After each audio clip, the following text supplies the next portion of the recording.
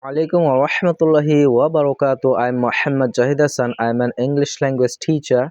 So right now I'm going to talk about a word, and the word is accuse. The verb forms of this word are accused, accusing, accuses. The meaning of this word is অভিযোগ করা বা দোষারোপ করা. So here are some sentences using this word.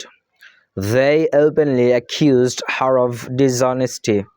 You couldn't accuse him of being selfish. He's been accused of robbery. Are you accusing me of lying? Several of the accused were found guilty.